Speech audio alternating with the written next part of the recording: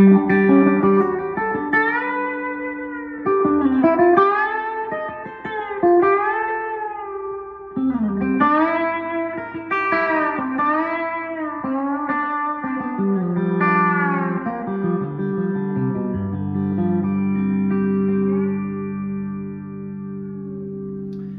it going, everybody?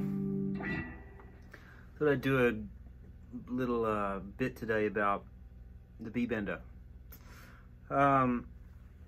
This is the telly that I was building over the pandemic over the last year and a half, and about 8 months ago I sent it off to Gene Parsons, who installed his original design B-bender into it.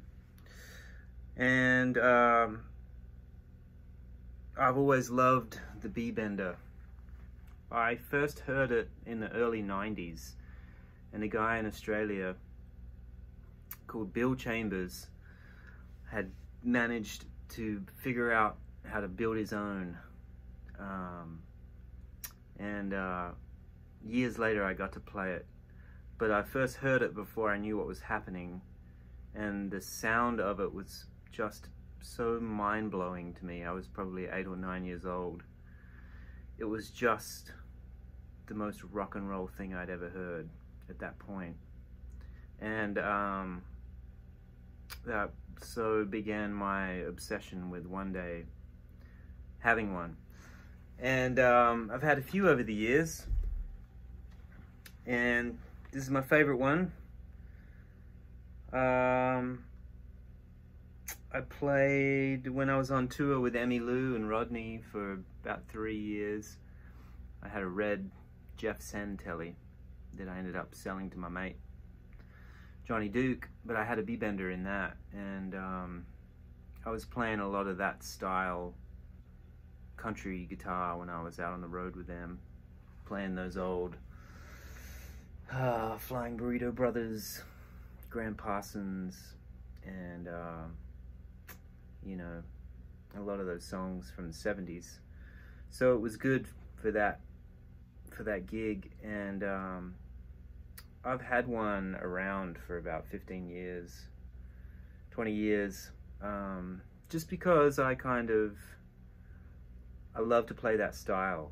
Every now and then I'll kind of go through phases where I dig back into it. One of the first recordings that I got of amazing B-bender playing was the Marty Stewart record, Tempted.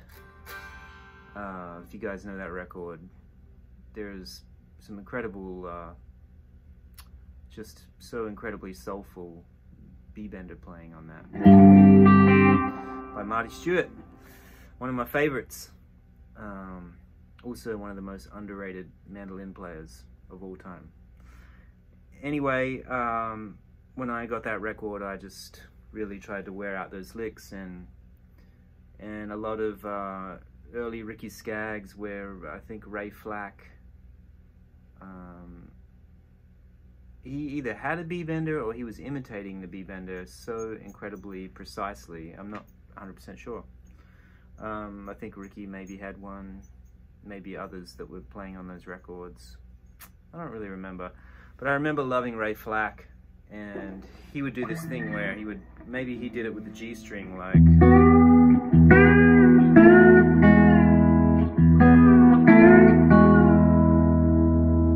and with a bender it's just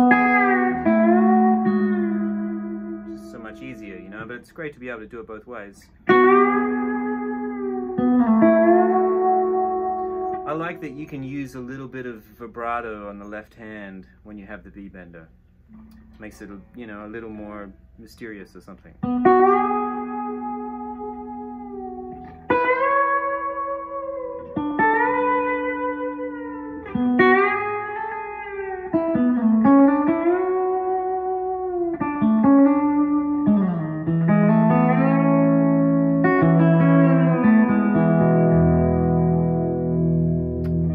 Anyway, it's been a good tool to kind of have in the arsenal over the years, and I've used it in other guitars on tons of records, and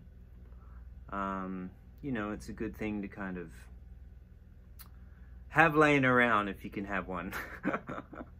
I know there's different versions of them. Fender put out a guitar that came standard with one, and they're all a little bit different, I think. I like this one because it has the longest throw of ones that I've had. And so you can kind of work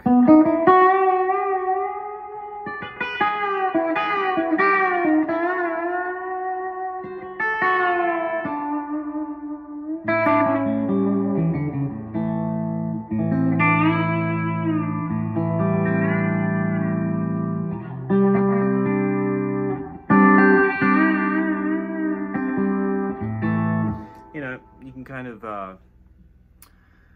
maybe be a little more lyrical with the length of the bend when the throw's a bit longer. I don't know, there's probably people that you can figure out how to get around any of them and make them fun, but I just thought I'd talk a little bit about it. And my first gig when I moved to Nashville was with Patty Loveless in 2002, I think.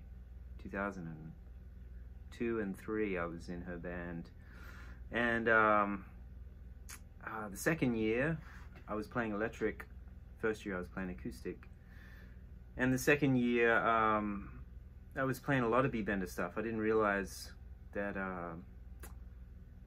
there was a lot of that on her records. I think I ended up playing on a record of hers called On Your Way Home, and I played some B-Bender on that record.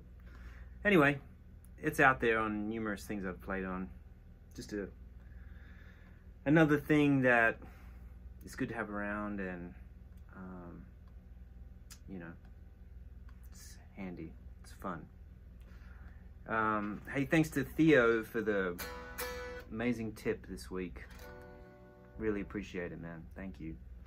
And thanks for all the nice comments. And I couldn't pull off Jedd in the Shed Monday. It was just too hard coming back, traveling back from Nashville. Had a great week recording a new record for Dirk Bentley last week.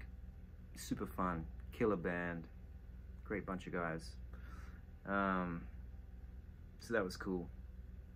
Anyway, Jedd in the Shed, I need to figure out when I can do it again.